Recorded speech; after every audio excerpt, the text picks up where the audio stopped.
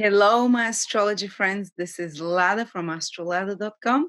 And today, my guest here is the exceptionally talented astrologer, Josie, who is going to speak about a fascinating topic, at least for me. She'll be covering a topic about the shadow side of planets in exaltation and the gifts of debilitated planets. Hello, Josie.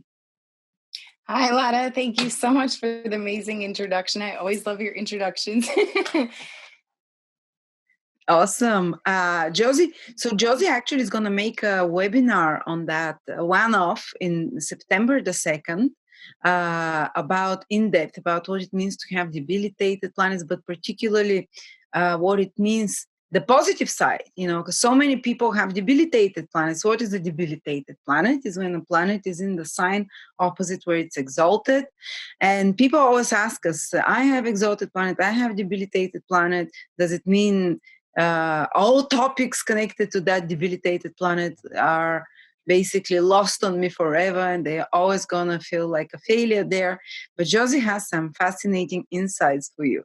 Josie, you are welcome to share. Awesome. Thank you, Lada. So, what we're going to be exploring today is the topic of planetary dignities within the natal chart, but we're going to take a bit of a unique perspective on this topic. So, we're going to be focusing on the unique potentials of planets that are in debilitation and some of the shadow qualities that can also come when planets are in their signs of exaltation. And this is something that I'm very excited to present today because I think it is something that is a little bit understudied, even somewhat misunderstood, or that there is some misconceptions about.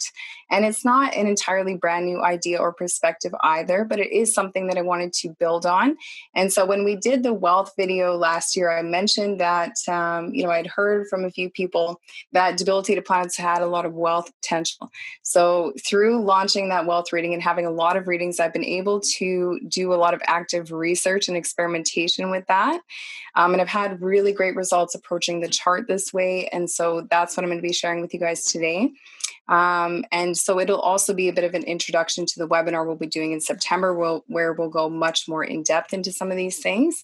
But, just to be clear before we begin, because I'm sure there's going to be some people who will disagree with even the title of this presentation, I'm not challenging that the dignity of a planet doesn't have a powerful influence over the manifestation of that planet and the houses that it rules in the chart as well, or that a planet isn't somehow weakened in its sign of debilitation or strengthened in its sign of exaltation. And we're going to talk about that. However, it's not quite as black and white as, okay, well, this planet is debilitated. It can only give poor or negative or weak results, or this planet is exalted. It's only going to give amazing and positive and good results. And believe it or not, I have had readings done for me personally in the past that were approached that way. And it was a bit of a discouraging experience, to be honest. And it was the inspiration behind choosing this topic. And I've also had a lot of clients approach me now and say, ask similar questions. And these questions were coming from this place of this disheartening kind of viewpoint, like, oh, I can't do this because of, this planet is debilitated or whatever. So I'm really excited to present this today for all of these reasons. And also, this is one area of astrology that I do think needs to be updated a little bit to the current day and age. And we're going to speak about that deeper, but the meaning of wealth has changed a lot from ancient times to now. So we're going to take a deeper look at that as well. So if it's okay, can I share my screen? Yes, please. Okay. Let me see if I can put this in full screen mode. Is that working? Perfect. You can see everything? Yes.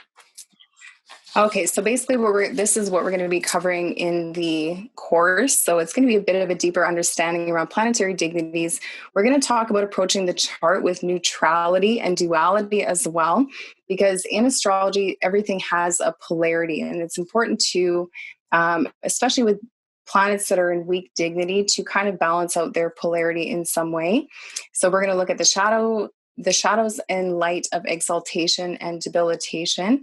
And we are in the age of Aquarius after all. And I love that I've been seeing so much on your channel, the frequencies of planets and mind programming topics and those types of things. But, Aquarius is also connected to astrology, and it's this very it's this ability to approach things with that neutrality as well. Mm-hmm. So before we jump in, I did want to mention that it's always important to go beneath the surface when looking at any natal chart. And we're going to look at why that's so important, especially when considering dignities. So as with everything in astrology, every chart is very unique. And when assessing any planet, you should always also consider things like the house position of your planet, what houses that planet rules, aspects and combinations that planet is making, which Lada just did an amazing aspects course, by the way. And I took that course and it was incredible. And it gives you a lot of additional perspective around even planets that are debilitated. If they're receiving a positive aspect, work with that aspect kind of thing. Also, you should consider the depositor of a debilitated or exalted planet as well. So when it comes to looking at the dignity of a planet specifically, this can actually be quite a complex topic. And so it does become quite important to go beyond the surface level with some of these things. And there are many different approaches and methods for determining the actual level of debility or exaltation. And there's many different explanations out there for why sometimes debilitated planets are giving good results and why sometimes exalted planets are giving negative or weak results. But along with all these other considerations, some astrologers will also consider things like degrees and triplicities, yogas, cancellation of debilitation, and the list goes on. But even when coming at it from this more complicated or advanced perspective, and after all these considerations have been made, I've still never seen a planet give entirely positive or entirely negative results. So, therefore we can't say that these positions will solely define those results.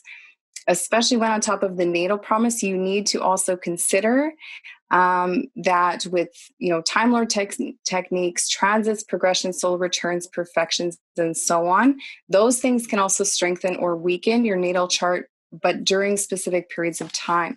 So basically, you can kind of see how complicated this topic can get really quickly, and how many factors and considerations need to be made to give a proper analysis.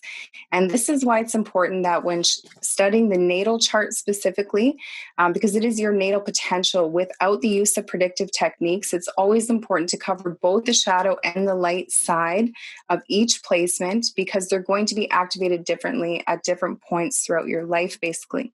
So what I'm going to be sharing with you guys today is basically a much more simple and empowering approach to analyzing these planets in your chart.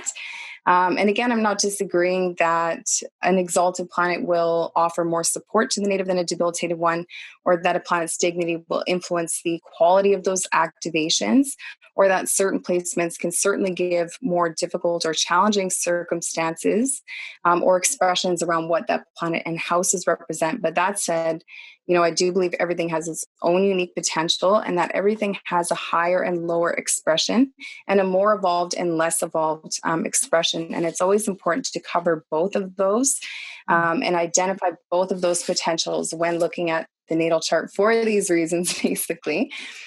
So I did want to mention that just before we jump in. For those of you, because I want to keep the beginners in mind, if you're not familiar with what the essential dignities are, I just really quickly, if you guys are advanced in astrology, just bear with me here. But if you have a planet that is in ruler or domicile, basically what that means is that this planet is sitting in the sign that it rules. So for the webinar as well, I did want to mention we're only using the 7 traditional planets. So if a planet is in ruler or domicile, you can see that Mars rules the sign of Aries. So if you have Mars in Aries, it's considered to be in rulership or in domicile. Or if you have Venus in Taurus, Mercury in Gemini, the Moon in Cancer, Sun in Leo, Mercury in Virgo, Venus in Libra, Mars in Scorpio, Jupiter in Sagittarius, Saturn in Capricorn, Saturn in Aquarius, Jupiter in Pisces. If you have any of those positions, then you have a planet that it's in a very strong position because it's in its home sign. If you have a planet in exaltation, and we're going to speak more about what this means if it's something you're not familiar with, But planets that are in their signs of exaltation are listed here. So if you have Sun in Aries, it is said to be exalted. If you have Moon in Taurus, it's in its position of exaltation. Jupiter in Cancer, Mercury in Virgo, Saturn in Libra, Mars in Capricorn, or Venus in Pisces.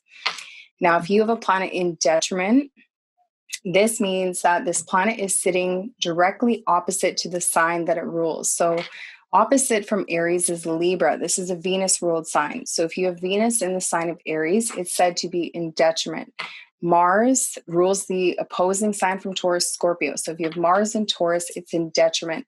Or if you have Jupiter in Gemini, Saturn in Cancer, Saturn in Leo, Jupiter in Virgo, Mars in Libra, Venus in Scorpio, Mercury in Sagittarius, Moon in Capricorn, Sun in Aquarius, or Mercury in Pisces. Then with debilitation, it's said to be their weakest position. It's the least compatible sign for this planet. And we're going to, again, speak more about that. But planets that are debilitated, if you're just using this chart to identify what you have, if you have Saturn in Aries, it's said to be debilitated. Mars in Cancer, Venus in Virgo, Sun in Libra, Moon in Scorpio, Jupiter in Capricorn, or Mercury in Pisces. These are the planets that are said to be in debilitation.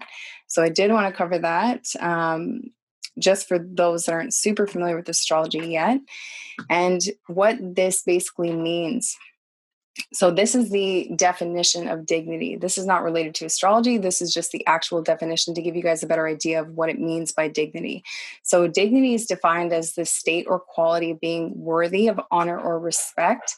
It's a sense of pride in oneself. It's self-respect, and it tends to act in a composed manner or style. It's ethical in nature. So similar words to the word dignity are nobility, regality, exaltedness, correctness, righteousness, respectability, honorability, and integrity. So if a planet is in good dignity, it tends to have these qualities. So exalted is defined as a feeling or state of extreme happiness. It's the action of elevating someone in rank, power, or character. And similar words to exalted are elation, joy, and bliss. So a planet that is in exaltation is said to possess these qualities. It's basically kind of like the guest of honor in this particular sign. When we have a planet that is debilitated is defined as being in a very weak or infirm state, lacking in strength or vigor, or wanting in physical strength. So similar words to debilitated are drained, devitalized, immorality, discomposure, damage, loss of energy, exhaustion, loneliness, and fatigue. And it's important to remember before we jump into this, it doesn't mean you have these qualities as a person. It's how the planet is feeling in this sign. So I did want to point that out as well. So the general viewpoint in astrology around planets that are debilitated or that are exalted are this. Planets in debilitation are suggested to give a loss of energy, morale, and a loss of its benefit qualities. And it is said to give some form or expression of misery, losses, negative, poor, or difficult experiences and results depending on what that planet represents and the houses that it rules in your chart as well.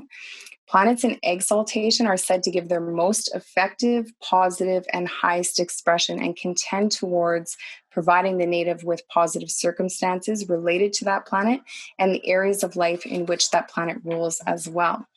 So today we're going to be looking at a bit of a different perspective. So while these statements do hold some validity, I don't believe that they solely defined the end result. I believe that we can work with any energy in our chart. So it's also important to recognize that debilitated and exalted planets both have shadow qualities as well as gifts. Every position in the chart comes with its own unique potential, and there are key differences we should be exploring objectively when it comes to planets in exaltation or debilitation. In the webinar, we're also going to focus on planets in fall, but can I ask something? You speak about exaltation and debilitation. Do you also speak about detriment and own sign in the webinar?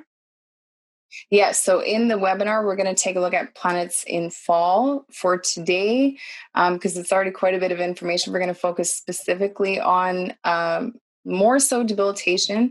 We're going to talk about some of the shadow qualities of exaltation as well. But in the webinar, we'll go into the positions of fall and things like that as well. Okay. Also, We're going to take a look at how the power, focus, and belief plays a role here. And we're going to take a look at the fact that debilitated planets do have quite a bit of wealth potential. And I'm going to show you guys some examples of that shortly.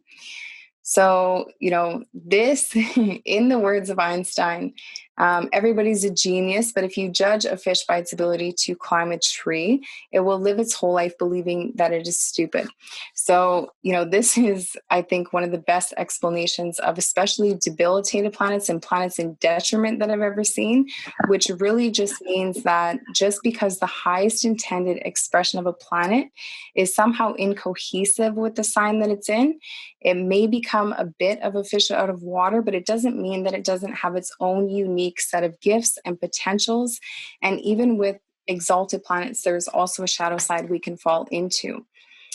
So today we're going to be covering planets in debilitation with a bit more emphasis than planets in exaltation, but I'm still going to give you guys a couple of examples, and I'll show you what I mean by the shadow side of exaltation, which I wouldn't say are as difficult as the effects of debilitation, but they are still there.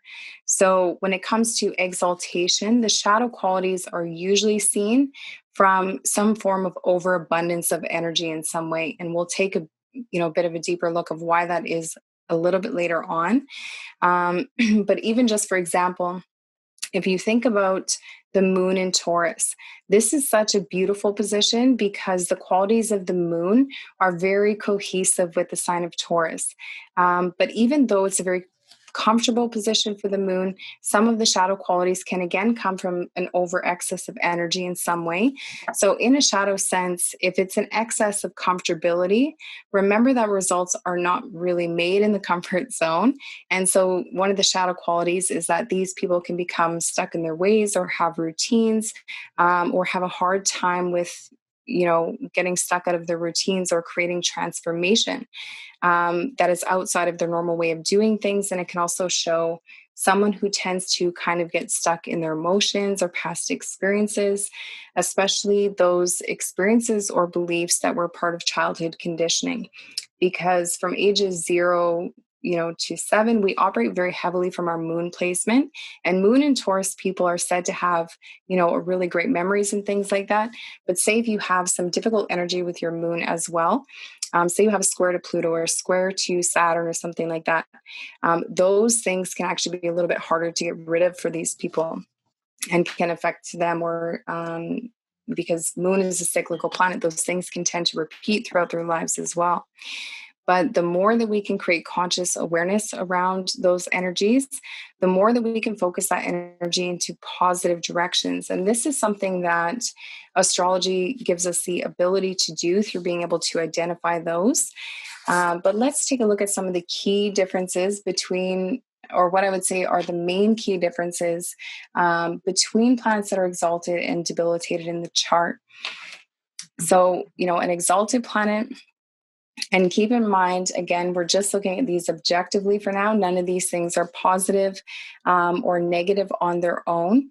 That will all depend on how they're being expressed in the individual chart, which we'll see when we take a look at some examples.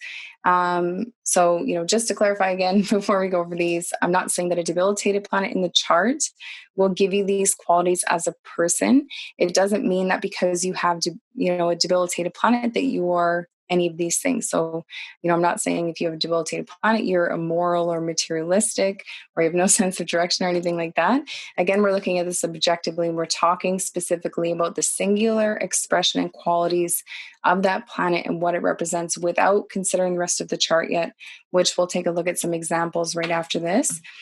But these, again, are what I would say are the key differences or the key observations that I've made when considering exalted and debilitated planets.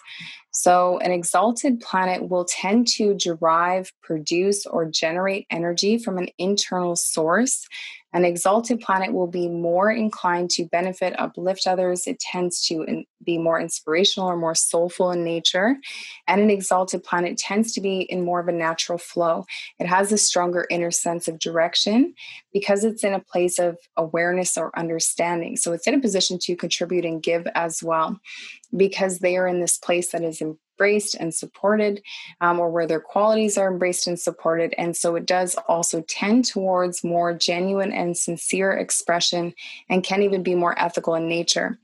The key differences with debilitated planets, and again, looking at these objectively, these are not positive or negative on their own yet. So a debilitated planet tends to need energy from outside sources, or they can be very strongly influenced by those. A debilitated planet will tend more towards personal gratification and can be a little bit more materialistic in nature. And this is because they're in a bit more of an artificial flow. So they exhibit a little bit more of a false sense of direction because they're in a place of inexperience or misunderstanding. So debilitated planets actually have a way of overcompensating a lot of the time, which we'll see when we look at some examples. But this is because it's in a place that is uncomfortable, where it's uncomfortable or where it's undermined in some way. So debilitated planets actually get quite clever. They have this ability to maneuver, and there's this element of projection that goes on. On the extreme shadow side, it can have an immoral type of expression. But, you know, even with the word manipulative here, manipulative doesn't have to be a negative thing. If we think about, you know, the most manipulative energy in astrology, this is the 8th house, Pluto, Scorpio, right? But the 8th house, it's surgery. That's manipulation of the physical body to promote healing. It's psychology, manipulation of the human mind to promote healing. So it's not always, you know, this negative thing. So let's take a look at some examples to put this into perspective. And so with debilitated planets, I wanted to kind of throw myself under the bus here with some of these things. So again, it doesn't mean that you have these qualities as a person, but it will affect the expression of this planet. So I wanted to we're going to look at some celebrity examples, but I wanted to use a couple personal examples so we could give you guys personal feedback on some of these things. So going back, you know, when it comes to needing energy or being strongly influenced by outside sources, the planet that we're speaking about is Mercury. So I have Mercury debilitated in the sign of Pisces. It's in the 10th house, and it is connected to the 1st house and the 4th house for me. And so with needing energy from others or being strongly influenced by the energy of others, this is very true. And I'm very aware of and strongly influenced by the energy of, you know, people in my environments, and it can be very overwhelming and draining at times. And it definitely affects my ability to think or to focus or to talk or to make decisions. So I tend to make more emotionally based decisions based on how I feel, not on logic. So it's very important for me to be mindful of who and what I surround myself with, because Pisces is a very permeable type of energy. But it's also great because I've been able to create awareness around this. And so now, knowing that I'm a highly suggestible person, I find ways to use that to my advantage. So you can also use it in a positive way. But it has given significant losses, especially connected to the 4th house. But I basically developed the higher side of Pisces and developed a spiritual understanding around these things, which relates to the kind of work that I'm doing. So Pisces in the 10th house, Mercury in the 10th house. When it comes to, you know, personal gratification, being a little bit more materialistic in nature, or being in a place of misunderstanding. So again, I don't mean that a debilitated planet will make you a materialistic person. But even in this case, what is Mercury even when it's debilitated? It's still a businessman. And I'm in the business of what? So, you know, I sold alcohol in a bar for 10 years. I was in artistic fields. Now I'm in fields of spiritual language, communication, consultation, counseling. And Mercury and Pisces people, they can make excellent salespeople and counselors, because they have this unique ability to kind of tune into the needs and subtle vibrations of others, and they can be very persuasive with words. But is the highest expression of Mercury, the unmaterialistic sign of Pisces, to capitalize on addictions, spirituality, suffering, or use its influence to get people to buy things? No, it even sounds terrible and immoral. So when we're saying, you know, these can have an immoral type of expression, in this day and age, it's not, you know, quite so immoral, because it would be very hard in this current society to pursue your path of being a healer, an artist, an author, a counselor, Reiki master, researcher, without being able to sustain yourself financially. But it definitely has some of those shadowy vibes about it, right? When you say it like that. And of course, this energy can also be potentially used in a much darker way. So, Mercury and Pisces can also be master manipulators. They can be, liars and commit fraud and all these things, or use like subliminal programming. So advertisers can be seen with this as well. Actually, Matt Groening has this, and he created The Simpsons, which is one of the longest running TV shows. And he predicts things through The Simpsons, which is his cartoon. So it depends, right? So, of course, in a Jupiter ruled sign, morality is going to be key with this, and one's morality will reflect how this specifically manifests. So are you using this energy to help and guide and heal others, or using it to con and manipulate and deceive them? But that's not seen solely from Mercury being debilitated. So, with clever and strategic expression and overcompensation, because Mercury is weakened in this sign, it will find all alternative methods of expression. And I'm going to out myself here, but this presentation in and of itself is an overcompensation for my scattered thinking. And it's what keeps me organized. Otherwise, I go off into a whole other world of topic. But again, it also shows that the way that my mind works best is through imagery, through art, through pictures, through evoking emotions or emotional communication and creativity. And these are amazing gifts and talents that people with Mercury and Pisces do have. But it does become debilitated here because it's not the highest intended expression of Mercury. Mercury is a very decisive, discriminating, analytical, organized, and communicative planet. So that those qualities become mutated some way in the sign of Pisces. But again, with all of this in mind, it's not either good or bad on its own. It all comes down to perspective and awareness, and whether you're applying this energy in its higher or lower expression. And it's actually really amazing for creative skills, creative thinking ability. These people can be great dancers, photographers, channelers, hypnotists, game designers. They can also display a high level of emotional intelligence and imagination and compassion as well. So even though this position has its downfalls, the world needs people with these qualities as well. It's very funny because I have two brothers. And one has Mercury in Pisces, the older brother. The other one has Mercury in Virgo. Directly opposite. Watching them talk to each other.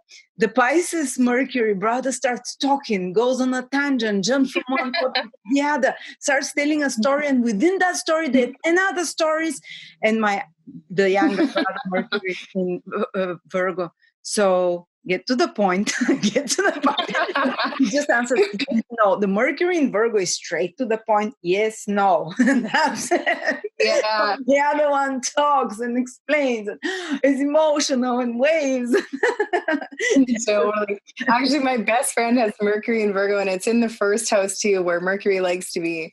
And our friendship is just hilarious. Like, we couldn't be more different. So funny. Yeah, my younger brother, who's Mercury in Virgo, is the administrator of Lada. So he's like, oh, Chrissy, okay. Yes, he's on point. He's amazing. He's always like on everything. I'm like, you're awesome. My older brother, Pisces Mercury, he does the intros, the visuals, the graphic designs. See, I studied graphic design actually too. Yeah. Yeah, so he's great with that. He's like, give him to be a director, to make music videos, and to make intros and visuals of any sort. It's very Mercury in Pisces. The other one, give me the numbers, give me the tasks, step by step, and perfectly. That's well, even my best friend that she's got Mercury and Virgo in the first house, when she needs something like creative done or whatever, I'm like, okay. She gives it to me. And then when I need something to be organized, I'm like, I wish you were here. I'm like, can you do emails for me? Can you do this for me?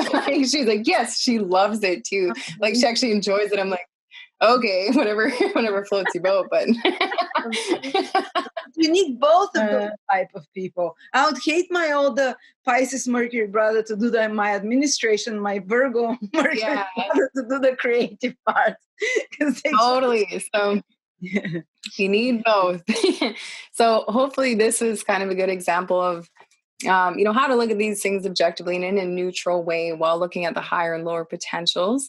But even, with a debilitated planet, it can still give difficult circumstances, but their true, power and potential does really lie in your own ability to create awareness around some of those experiences and reframe those and find the gifts in those, which, depending on the chart, will be easier for others that, depending on your chart.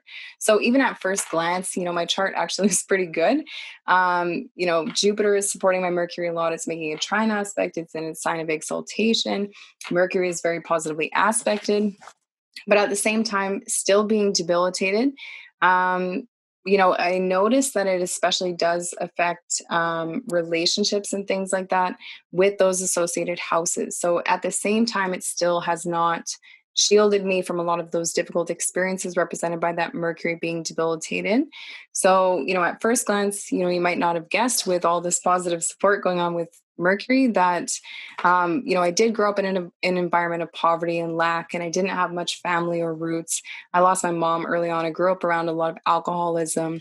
I used to struggle with anxiety and depression and like insomnia, and even my own alcoholism at one point. And, I was even a homeless street kid at one point who would like sleep in laundromats and things like that. And I would have to steal things out of necessity to survive. But this is the debilitated, fourth house, part of things. Mercury rules your fourth. So the fourth. So loss of mom, loss of roots, loss of home, things like that. And it might even sound a little bit intense. It is still debilitated. So, I'm not denying that there's shadow qualities that will come still. But those experiences, I don't actually see any of those things as negative, maybe undesirable, but I see those all as very important life experiences that I had to go through to understand some things about the human experiences, and people from different walks of life as well.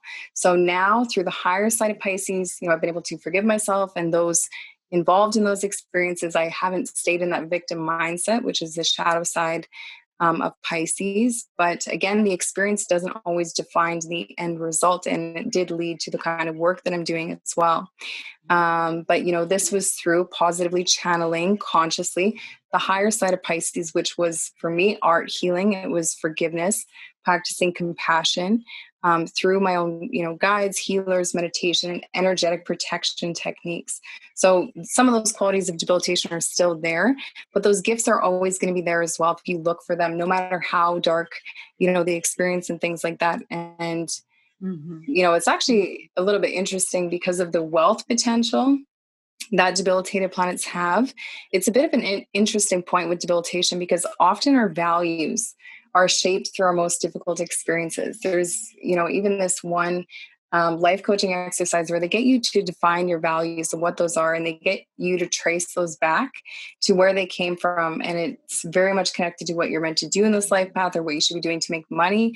Of course, Taurus is naturally connected to both values and money.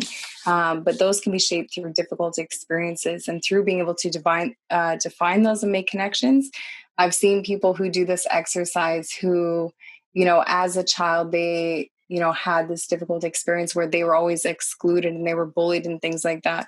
And they grew up to be this amazing counselor whose core value is inclusion or something like that. So it does, it's a bit of an interesting connection, I think, with planets that are debilitated as well. Because the debilitated planet person experience will pass through those lower experiences, but if they can overcome them, they basically, that's how they transform them in a powerful way and actually help others with such positions. Okay. Yeah. So with the debilitated planets, basically what I've noticed is it's kind of, it can be more what you're predisposed to. And we're creatures of habit. We tend to repeat, similar types of experiences and meet similar types of people until those lessons are learned. And this is why I like using astrology and debilitation, because we can kind of point out some of these things. But I don't think that, debilitated planets will define the end result. However, they can still give some of those experiences, which is basically kind of the point there. But with all those things we talked about with Mercury and Pisces, really quickly, I just want to contrast two charts here. My brother had Mercury in Pisces. He had speech impediment when he was huge. Because he was stuttering so badly, his mom said, you have to learn to play the piano and sing. And he's an amazing piano player. This, again, Mercury's instruments, Pisces is music. Yes. So he overcame stuttering. He started singing. And by the age of 20, he was able to overcome the stuttering through playing piano and singing. So again, compensatory, but it's in a positive way. And so, yeah, another example. That's amazing. Was she an astrologer, or she just was intuitive that way? She just thought, like, you stutter so much, at least sing it. And she realized he could sing well and said, go and learn to play the piano and sing. She was forcing him. He did not want to. She was forcing him, and he with the singing, he overcame the speech impediment. So that's so funny, actually. Tony Robbins has Mercury in Pisces, and I watched this video of him, and he got rid of a man's speech impediment that he had since he was a kid, since he was like 5, in like 10 minutes. Wow. Crazy. Really? Yeah. YouTube it. It's a crazy video. This guy has a speech impediment, and he identifies where that came from. It was from wanting attention from his parents, who were fighting all the time, and he helped him resolve that. And like instantly, like, it was crazy. His speech impediment is like gone. Wow. Amazing. It's interesting. So basically the point is that in Pisces that I've seen through my brother is that he overcompensates. He keeps everything so tidy. He's obsessed with cleaning. Go both ways. I'm that way too. Or you have to make everything organized. He can get neurotic. OCD. Yeah. That's how I am too with my house, because it's almost, what is his chart ruler? Moon. What's his ascendant lord? Cancer. He's Cancer rising. Oh, he's Cancer. So Mercury rules 3rd and 12th house. Okay, for me, Mercury rules my 4th house. And you would think maybe with Mercury being in the sign of Pisces, 4th house ruler, that it would be like a messy house or whatever. But no, I'm like super strict, and I'm like super OCD. And it's like a reflection, though, because it's my 1st house lord as well, of how I feel. So if my house is clean, I feel good. If it's not, then it's whatever. It's like a direct reflection of what's going on in my head, basically, for me. So it's kind of different that way, but interesting. Yeah, his mom also has Mercury. He's from another mother. Mercury in Pisces. She's also OCD with cleaning. So I've noticed something that they, like you said, this overcompensation, that they need to keep everything in order around, because their head is around always. Yeah, and it does help, actually. I feel like that's kind of a remedy, at least it is for me. But interesting that you mentioned that.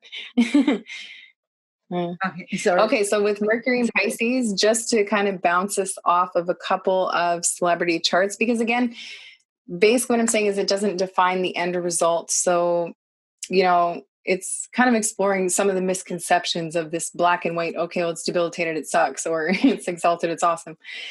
So actually, Abraham Lincoln, this man, his reputation, he's known as Honest Abe, right? He has Mercury debilitated in the sign of Pisces. Are you showing a chart? Yes. There's nothing. It's still on the first slide. Oh, the whole time? Yeah. Oh, I've been going through all the slides. I can see them. Oh, I'm not seeing it. It's not moving. Oh, no. I will pause it. Let's figure it out. Just a second, and we'll continue. Okay. Okay, we figured out we had some technical difficulty. Actually, my 3rd house lord is opposition Saturn today, so I was waiting for something to happen. So really quickly, just for those of you who didn't see the slides, because I was going through them, but Lada wasn't seeing them. So I'm not sure if they're recorded or not. So we went through going beneath the surface with things in the chart. This is your table of essential dignities. So if you do want to take note of, the planets and their dignities, you can just pause it here and take a look at that. General viewpoint around debilitation and exaltation. These are things we're going to be covering today. This is the quote I covered with you guys. This is the key observations between exalted and debilitated planets that I mentioned. And then this was the chart that we were just looking at. So now we're moving. Yeah. So now, so now you guys can look at those see aspects. Signs and sextiles and whoa. And Saturn conjunct Mars, that must be tough. Yeah. Okay. See, that's what I was saying. Like, Mercury otherwise very it looks pretty good, but it's still given those, debilitated experiences and things like that. And this is why even like with positive or looking at the shadow and light side, with the way that my chart looks and the way that life has been, it's not it's not like that. All right. So now moving on. So we're talking just briefly about Mercury in the sign of Pisces and how, again, there's a higher and lower expression that can manifest.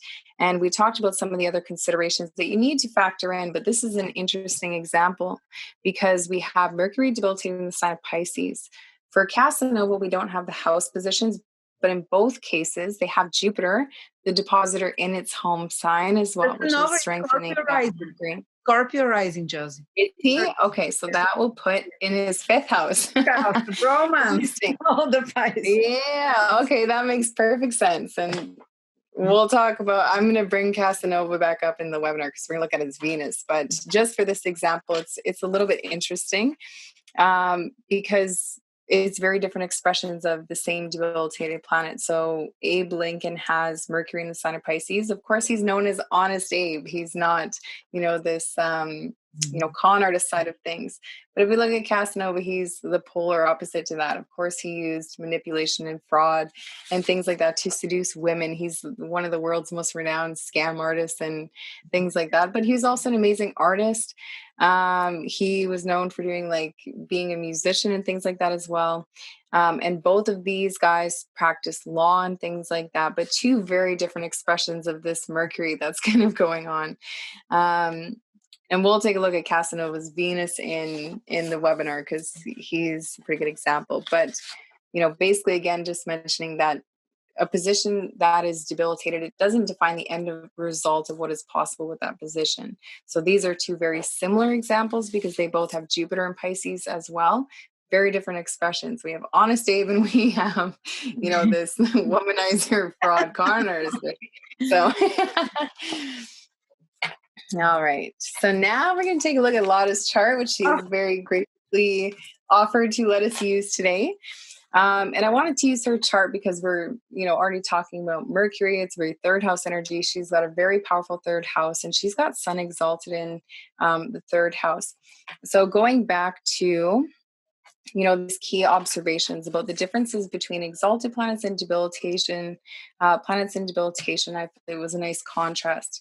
So when it comes to, deriving or producing or generating energy from an internal source and using it for the benefit of others, we know that these are definitely qualities that Lada has, especially through the 3rd house, which is through what? It's through language, teaching, training, writing, speaking ability, through business, media, marketing, connecting others, forming bridges, and the exchange of information and ideas, and the ability to initiate these things as well as connect people, because her Sun is connected to the 7th house.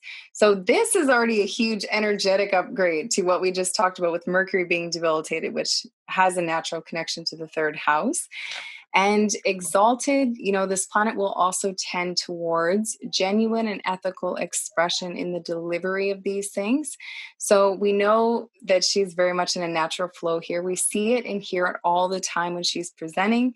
So again, it's a huge energetic upgrade from the debilitated planet we just looked at, and it has a much more energizing influence. So it generates its own energy. And I've actually seen you, Lada, show up to, certain classes and you're under the weather and you're not feeling that good and things like that. And as soon as you start talking for 5 minutes later, you're like, woo, you're like totally in the zone. And so it's like this, generating its own energy kind of thing versus being like, influenced by outside sources. So with my debilitated Mercury, if I don't feel something, it's very, very hard for me to show up and do those things. Also in this case, her example is a little bit interesting. So the Sun is ruling the seventh house. This is, Sun rules the sign of Leo. So Sun is actually also sitting ninth from itself. So this is the importance of tying in the whole chart when looking at debilitated or exalted planets. So not only does fortune come through partnership, but it also gives her a natural ability to inspire and guide others through communication and boost the confidence of others. So if you guys have seen Lada's intros to her videos, she very much does this. She boosts the confidence of everybody that she kind of comes into contact with instantly. And she has this power to elevate others to their higher path and purpose as well, because this is seventh house Lord, ninth from itself. So I'm not surprised that she's such an amazing and powerful teacher and astrologer to others. But Sun here, Sun here exalted on its own. Sun in the sign of Aries in a general way without looking at the houses. It does give a very pioneering spirit. It gives a very strong sense of direction.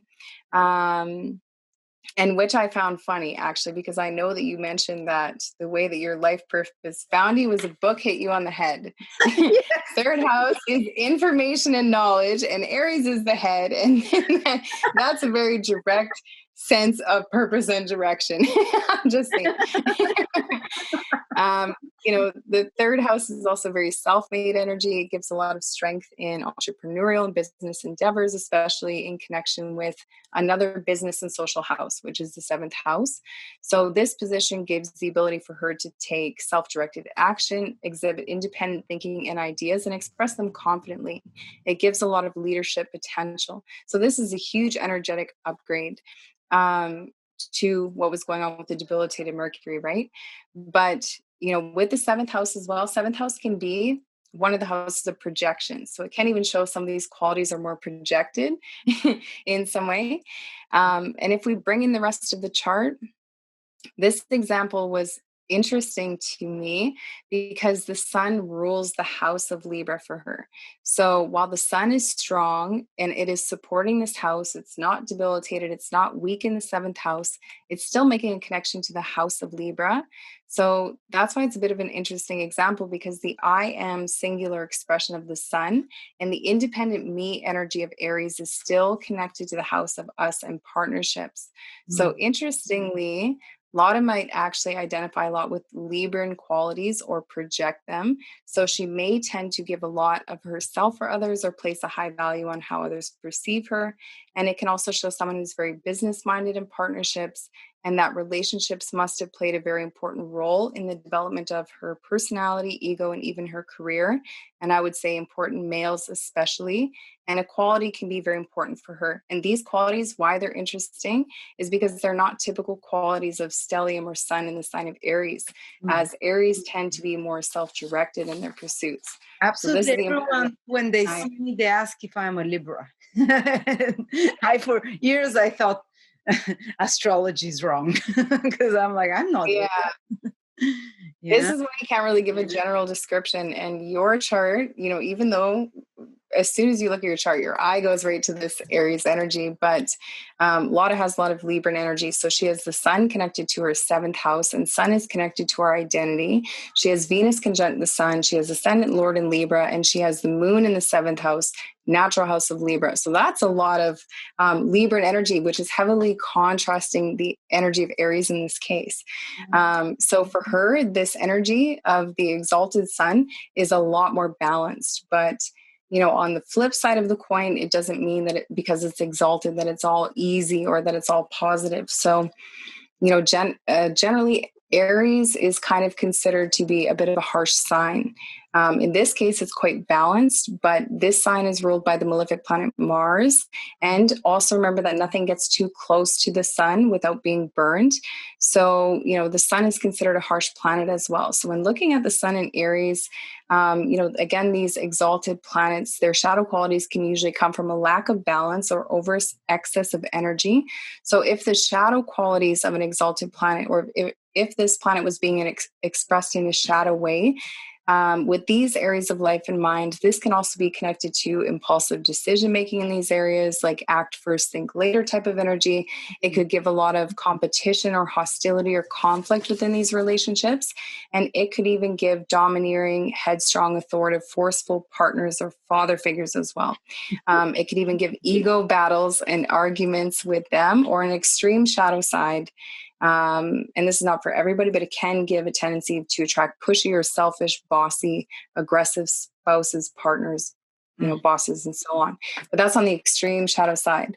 So I've had all of this.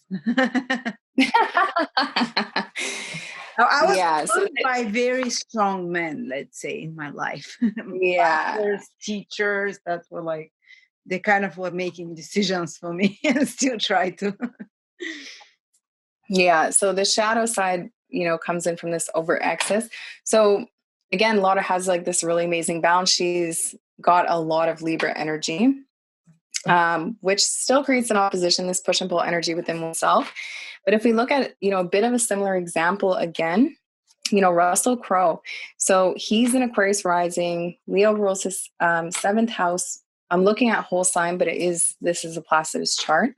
And Sun is also sitting in the third house. Sun, the depositor of the Sun, is in the sign of Aries. So it's strong as well. And he's got, a strong third house as well. Jupiter's here and it expands all of these qualities. But we can see some of the shadow qualities that come in a little bit stronger with him. So at the same time, father still strongly influenced his career, but he is quite harsh and direct in his communication. So he is very opinionated and uncompromising in his opinions. His career is definitely related to the third house. He does shine there. He was in a soap called, Neighbors. He was in a musical called Blood Brothers. Third house is siblings. Aries is the blood. He also plays, of course, the gladiator and these other violent types of roles. So for him, it becomes quite literal. But he has problems with anger and violence, and he has a reputation of having a bad temper. So he fights and argues all the time and has violent and aggressive tendencies. And he's had legal issues with weapons as well. And he has this turbulent history in relationships. And apparently he's very hard to work with, which is not the case with Lada, which is with the same even rulership position. So he doesn't share the spotlight well with others, and he gets very competitive when it comes to dealing with others. So he's exhibiting some of the, lesser evolved qualities that can come from an over excess of a strong or powerful energy if it's misdirected. But at the same time, these are all still genuine and sincere expressions of the sign of Aries. Aries is a warrior, fighter, athlete, soldier. It's still authentic to, a sign of being in Aries. But again, some of those shadow qualities are coming out from this, excessive energy, or that energy being misdirected. So when a planet can generate its own energy and things like that, if it's stagnant or something, it can be kind of explosive if we're talking about Sun and Aries. And of course he fights the third house's hands and words and things like that as well. Yeah, and look, there is no Venus like close to the Sun or Libra planets in the seventh to help him see the other, to balance it out. Yeah. So it is still producing energy and giving that energy to others, and it's still genuine to the archetype of Aries. So it's still cohesive with the energy of Aries, but he's displaying some of the more undesirable traits, let's say, of this position. Fascinating. I'm learning so much, Josie.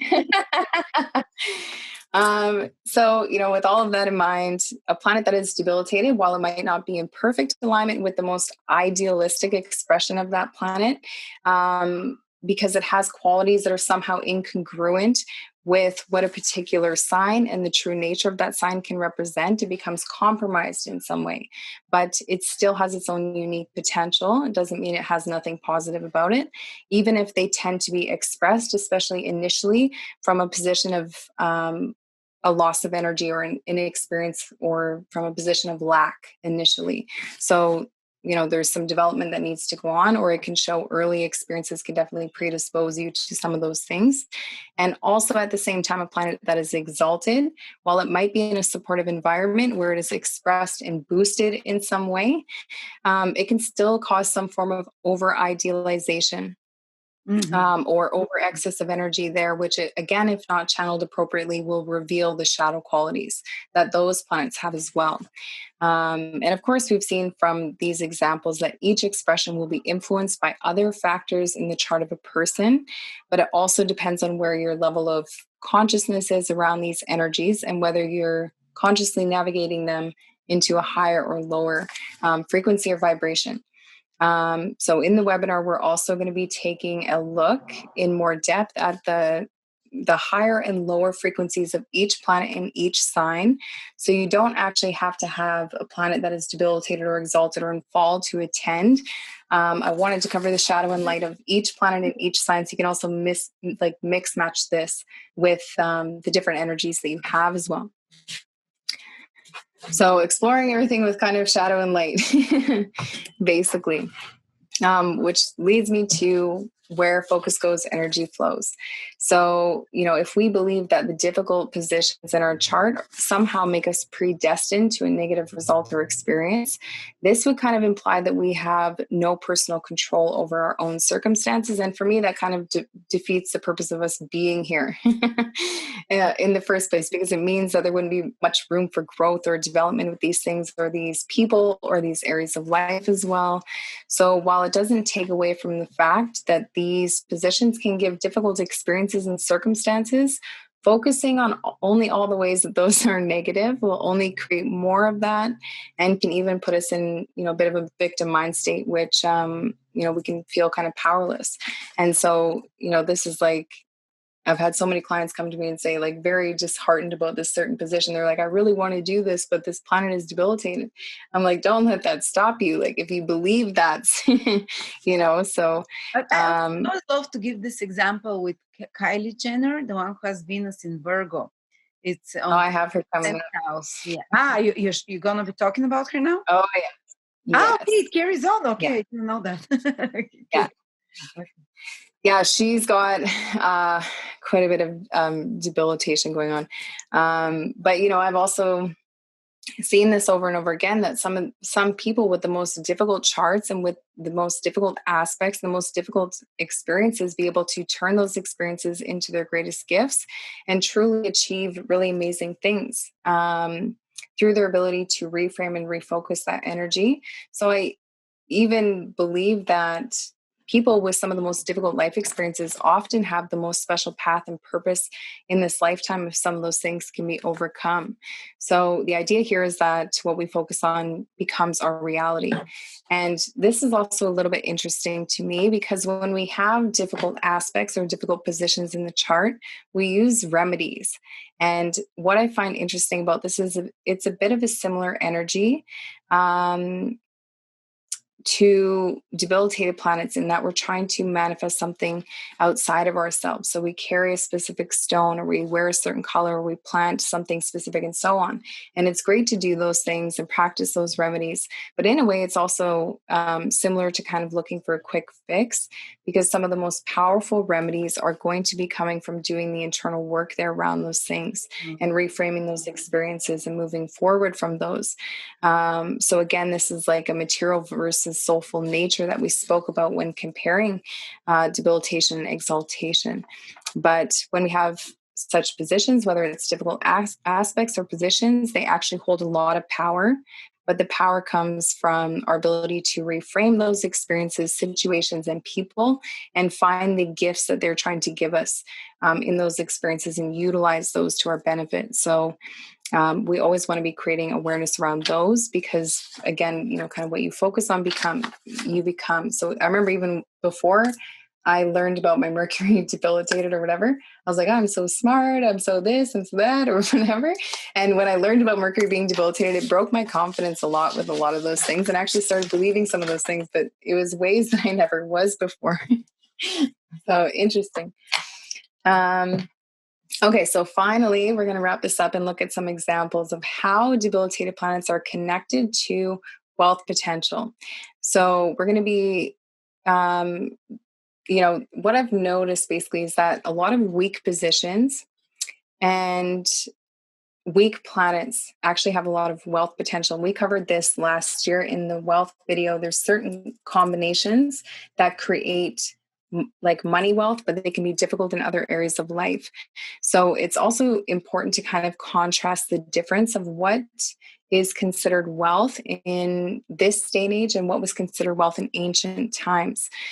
So in the past, wealth did have a very different meaning of what it represents than it does in this day and age. So it's important to define those differences before analyzing the wealth potential of these planets.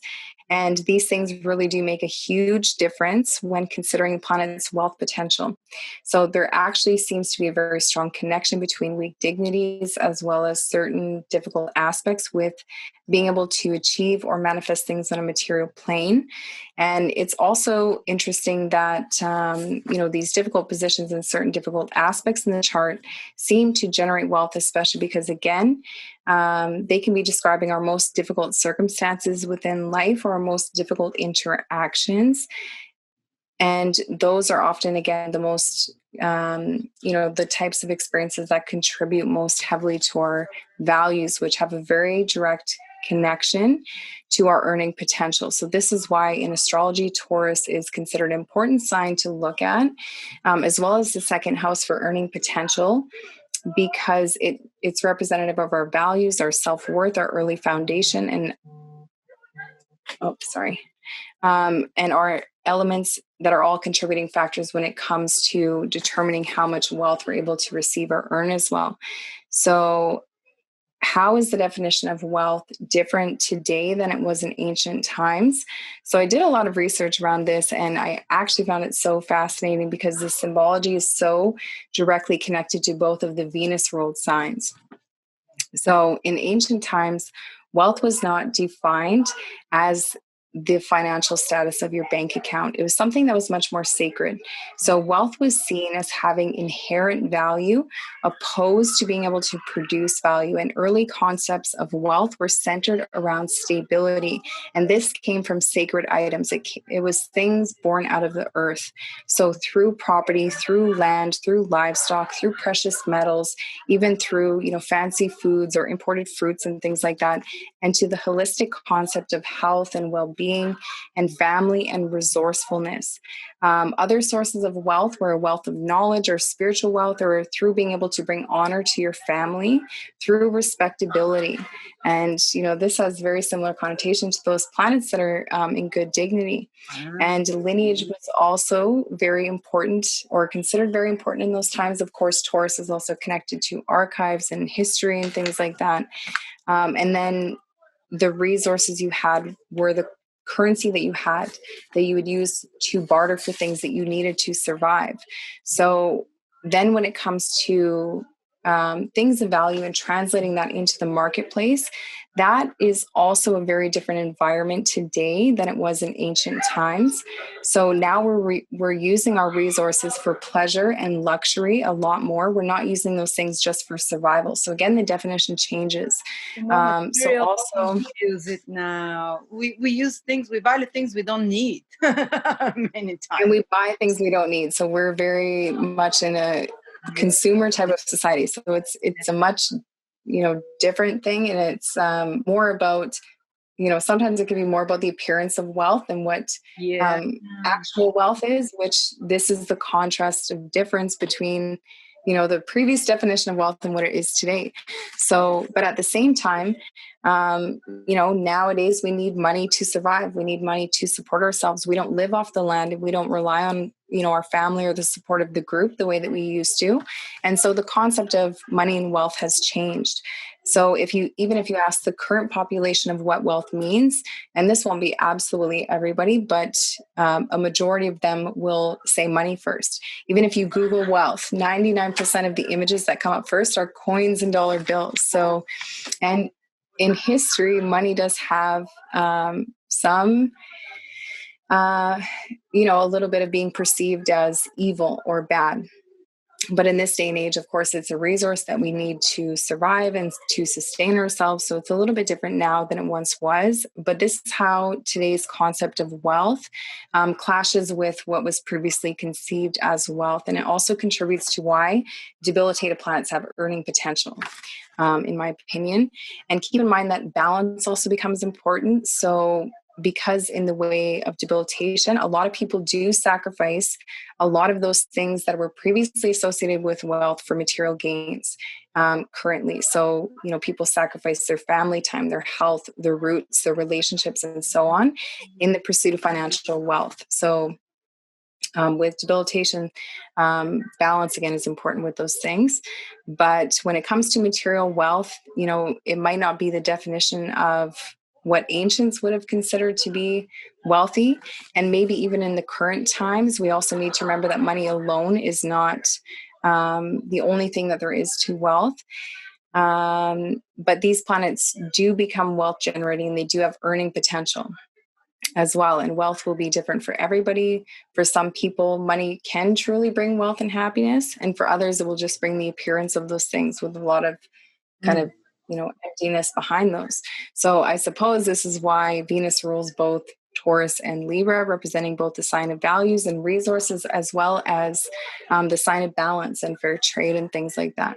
So hopefully that all made sense. So we're going to look at some examples of some people who are directly earning through their debilitated planets, and one example of someone earning through their exalted planet in a bit of a different way, because it's suggested that debilitated planets will give you wealth, but no honor, basically. But that's not true. So we're going to contrast that. Again, we're in a bit of a different day and age. So we're going to take a look at a couple examples, and then we will wrap this up.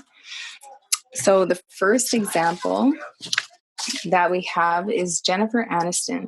So you guys can see that she's got Sun in fall in the sign of Aquarius. She's got Saturn debilitated in the sign of Aries. She has Venus in fall in the sign of Aries. She does have Mars in domicile though. So when it comes to wealth potential, being able to earn through these things. So a little bit interesting because she, Sun is naturally connected to career. And in her case, it also rules the 11th house. She has earned a lot of money through the 5th house, which is cinema, being a performer in fields of entertainment. And it's in the sign of Aquarius with this 11th house connection. And of course, she got her start on the show Friends. Yeah. So this planet has actually been creating a lot of wealth for her. So, it would be wrong to say, okay, well, her 11th house lord is in fall. It's not going to give good results. It's given amazing results. They had these Aquarian themes, though, in a neutral way. She was on a show called Friends. This is television. This is Aquarius. This is 5th house. This is cinema. This is being a performer.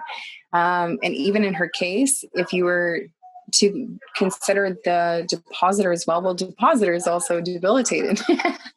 So, with her, though, Saturn being debilitated has given a lot of difficulties in other areas of her life when it comes to children, when it comes to her relationship with her mom, when it comes to personal one-on-one relationships in a romantic way. 5th house is also romance. Those things have become damaged, but she has created a lot of wealth again through this combination. And even her 5th house lord is conjunct Venus. This is also the planet of fashion and beauty and entertainment and those types of things.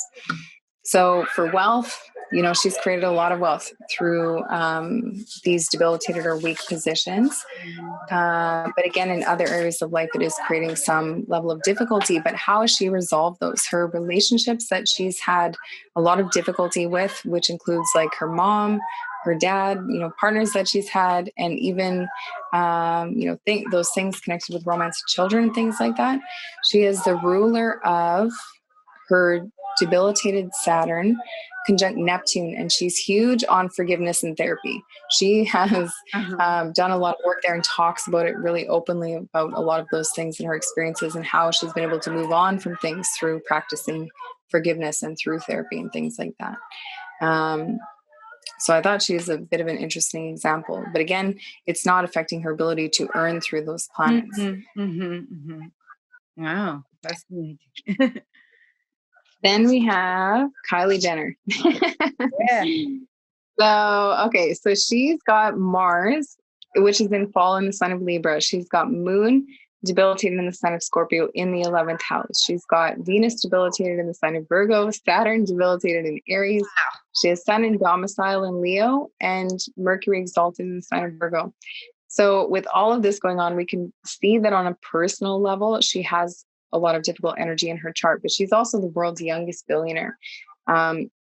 So Saturn debilitated in her fourth house, especially being her first house lord. We know that she grew up under a lot of pressure and may have even had to grow up quite quickly and live in a very competitive environment, with all these powerful females and things like that. And the ruler of the fourth is Mars, and it's exactly conjunct her midhaven pretty much. And so, a lot of that pressure might have come from her family through being in the public eye all the time, because fourth house lord conjunct the midhaven can give a very visible family. But this is also like a point of reputation and things like that as well. Libra is all about keeping appearances. So a lot of pressure could have been placed on her early on to keep up appearances or be, kind of conditioned to be socially graceful at a young age. And this conditioning or these early experiences from her family have certainly contributed towards her career. So family plays a very important role in her career. And things like that. But again, these planets are damaged. So there's some difficult energy there as well. Then we have the midhaven ruler Venus in the sign of Virgo. And, Venus is also conjunct Rahu. Midhaven ruler conjunct Rahu is a fame indicator as well as seventh house lord in the 11th house. Even though it's debilitated, it's given her huge social media fame. And she's even mentioned, I don't pay for advertising. She's like, social media does everything for me. Yeah. So it's debilitated, still giving a good financial result. But if we look at that Venus is the ruler of her midhaven. And how has she earned or amassed her fortunes? It's through selling a lifestyle. Virgo is lifestyle. It's day-to-day routines and things like that. So she's sold this lifestyle. Rahu is amplifying things here. She's also earned through important women in her life, so her sisters and things like that, through being in entertainment, fashion, beauty, all of those things. Even in like music videos and stuff, she is. So very interesting. She's earning directly through Venus, even though in the sign of Virgo, Venus is considered to be debilitated.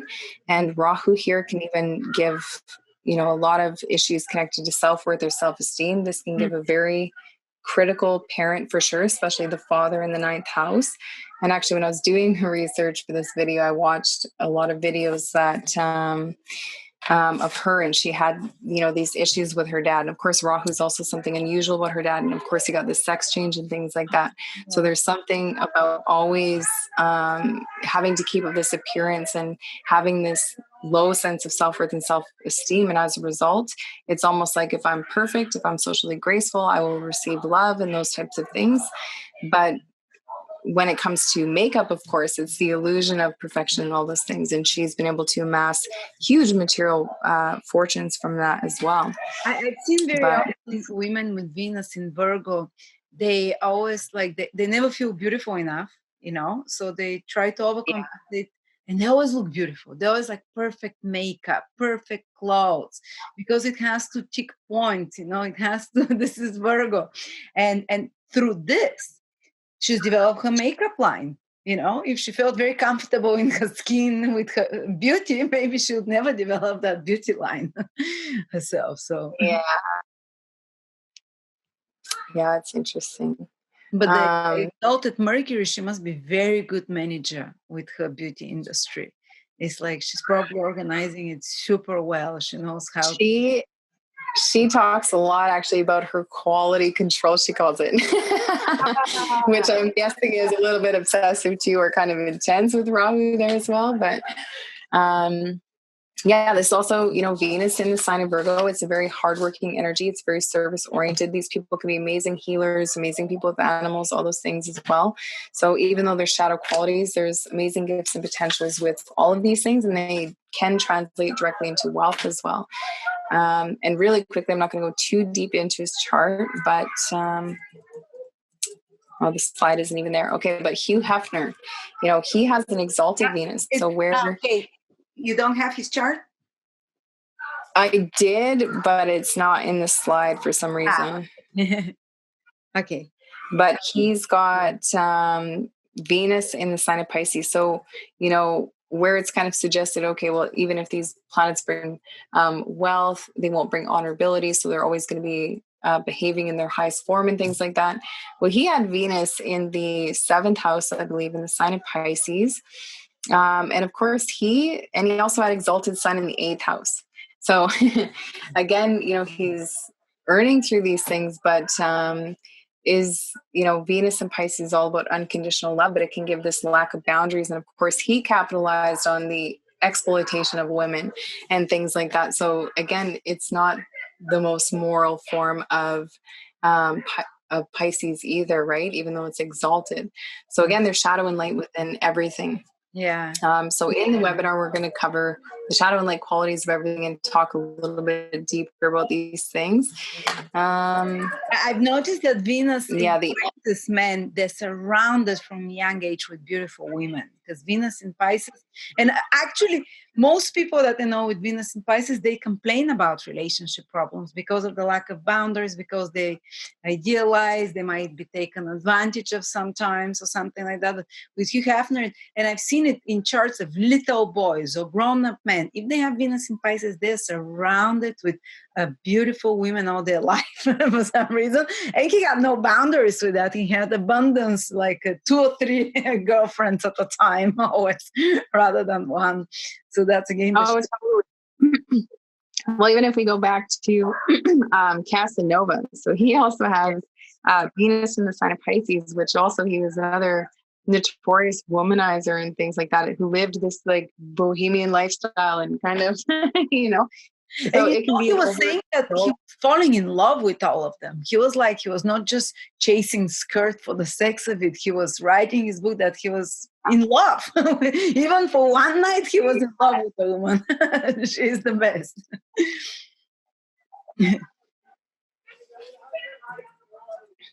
Okay, well, that's everything I got. Thank you so much, Josie. It was fascinating. I learned so much from you. Oh, thanks. I can't wait to see this webinar. Josie will cover a lot of positions there, all the basically debilitations and so on. I think it's 30% less for the first, if you get it, early bird. And after that, it becomes the full price. I don't know, do you offer a reading on debilitations and exaltations and so on? No, but I can put one up. Okay.